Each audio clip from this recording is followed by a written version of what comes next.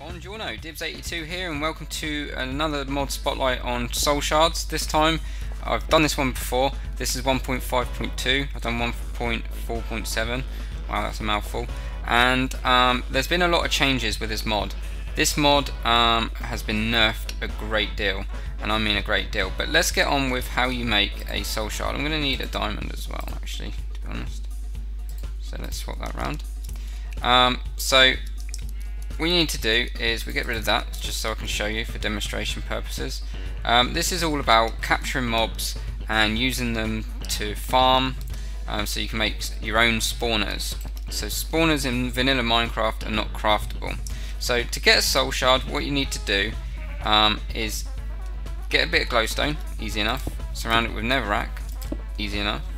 The hard part is getting the end stone, depending if you're playing vanilla or a mod pack. If you're playing vanilla, you're going to have a hard time. But if you're playing something like Feed the Beast, you could probably use Mistcraft to your advantage to teleport when you find the end portal. You can go to the end and use Mistcraft to get back to the overworld. That's one way I'd do it. But if you're using like Hexit, you can get like these towers in the sky, for example, that are made of endstone. That's an easy way of doing it. So then once you get your endstone, surround each side like so. There we go, sorted. Looks cool, man. Right. Whereas what you used to do in the old one is you just have to make a soul forge and then you cook it with some like essence. Kind of preferred that. It's kind of unique. But this time, you need to do it this way. You get 1 diamond. Right click on the glowstone, and boom, you get your soul shard. So let's get our soul shard and let's get rid of all this endstone because we don't need that anymore. Just going to put the glowstone there, just to fill the hole. There we go, sorted. And then what we do is, once you've got the soul shard, it doesn't have anything on it. So let's get rid of creative. And there you go, you see the soul shard. So go up to tier 5. Now the object of this is the first mob that you kill with the soul shard, empty soul shard, which is this, which I've just created, on your hotbar, you'll get that mob. So in this case, let's get a slime. Slimes are one of probably the easiest ones because every time that you kill a slime, everyone knows that they break down into smaller slimes. If you kill the smaller slimes, you still get the kill. So let's put slime down and then go like that. And then with the first kill, it go to tier 0. So you don't actually do anything. So if you kill these two, we should have 2 kills.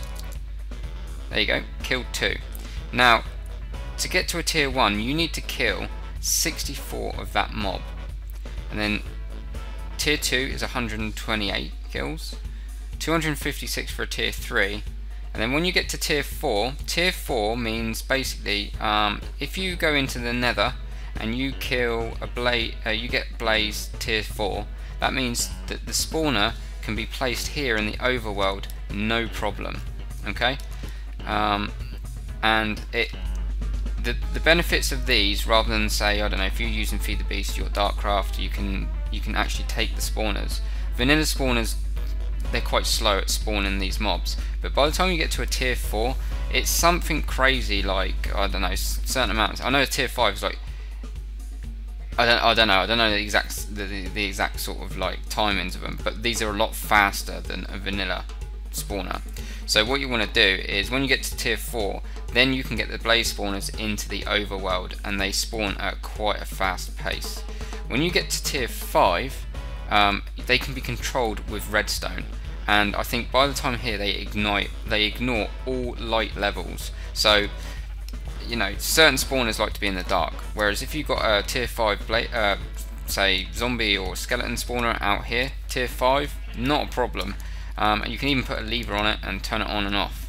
That's how good the tier 5 is. So it's always worth waiting for a tier 5. Now, once you get a tier 5, right? So let's give ourselves a tier 5 or infinite. That'll do. Why not? Okay, tier 5 soul shard. Okay. It doesn't actually specify which. What you do is you need to get some iron bars and craft it as if you were crafting a wooden chest, which gives you the soul cage. So let's plonk that back up there. And then all you do is well, I've only got a tier 1. Sorry, not even a tier 1. what is this anyway? If I just right click, oh, it's not actually got a mob assigned to it. So then you'd be able to right click with your shard, and then that would I don't know how to do this. Can we get a sheep? Let's go and quickly kill a sheep, see if that would work. So let's get rid of the slime one and kill a sheep. I wonder if that'll give us a tier 5 sheep spawner. Yeah, it does. Okay, so say for example this is a blaze one, not a sheep, because obviously I don't really want to get, I could have got a blaze actually.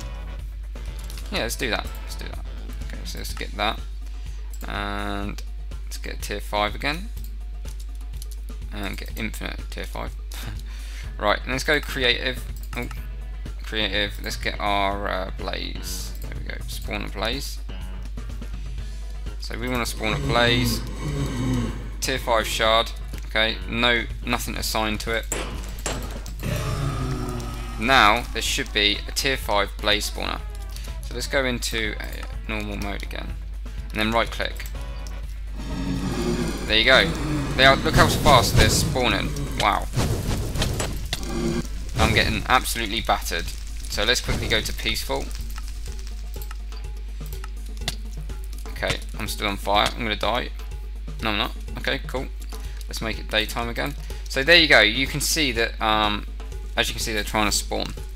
So you can see that they ignore the light levels, and they can spawn in the overworld, and they can spawn at a really fast pace. I could be wrong, because I know that say Darkcraft, I'm in creative, but there you go. And when you break them, you still get your shard back. Not a problem. Now, in let me just stop the rain quick as well. Got everything against me at the moment.